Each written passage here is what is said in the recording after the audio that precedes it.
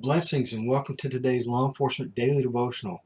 Today I read is in 1st and 2nd Deuteronomy, and I really hope and kind of anticipate that Deuteronomy is going to be like this for the next several days, because there is a great law enforcement takeaway right here at the very beginning. It's a picture of what government leadership should look like. And I'm not talking about, elected officials and politicians. And I say that, it does include sheriffs. They are elected officials. But I'm talking about people that serve in the justice system for government. And you're gonna see why I say that is specifically for the justice system as I read this. But first off, let me read Deuteronomy 1:13. Moses tells the Israelites, choose some wise men, understanding and respected men from each of your tribes, and I will set them over you. So his parameters and his expectations are not, go find me some book smart guys, go find me some college educated boys, go find me somebody who can interview well. He's not talking about that. He's talking about character. He says, go find me some wise people, some wise men. And to me, this implies older men, because, somebody who's young can do one or two things that look wise and can be mistaken for wisdom. And then, the next couple of years, they don't. So it reminds me of a saying my granddad used to say. He'd say, son, even a blind squirrel can find a nut every once in a while. A clock is right. A clock that doesn't run is right twice a day. So another saying, you don't have to brush all your teeth, just the ones you want to keep. It's the same principle of, don't just take one or two examples and go, we found him, he's great, he's good, he nailed that interview. Take some time and dig deep and really understand. He's saying choose some wise, understanding, and respectable men. These are men who've been in the community a while. They have seen how they acted and reacted in bad situations. People that don't just let their circumstances dictate their faith and who they are, that they're true to God no matter what the circumstances bring them. And sometimes it takes time to figure out who those people are.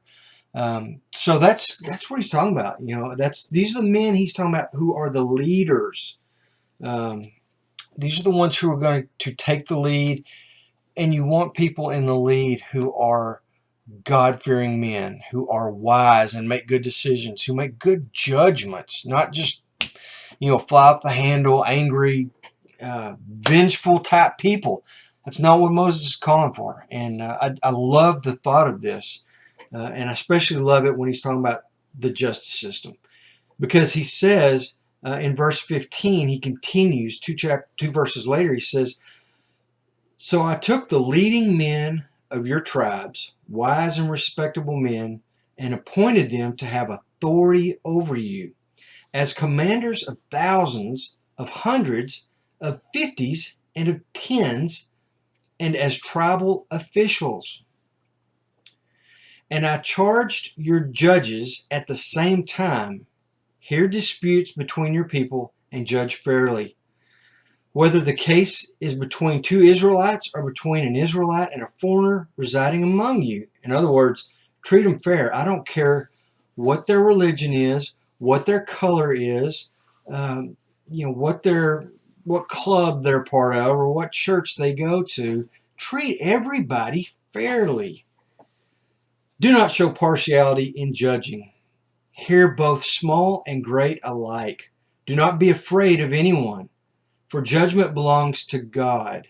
Remember, the throne of God, or the foundation of God's throne, is justice and righteousness.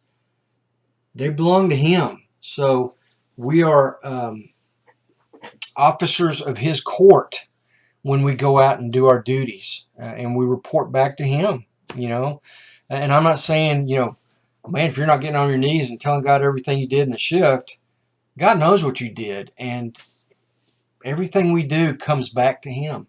So it's very important that we get this right. And at that time, I told you everything you were to do. And this is Moses speaking to the people. Man, just a great law enforcement takeaway.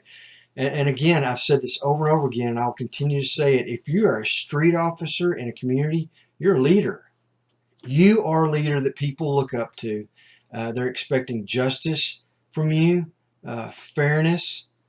You're a leader, and every bit of these characteristics should fit you. And if they don't, man, start working towards it. Anyway, great takeaway. Tomorrow we're Deuteronomy 3 and 4. So until then, I'll see you, and you guys be safe.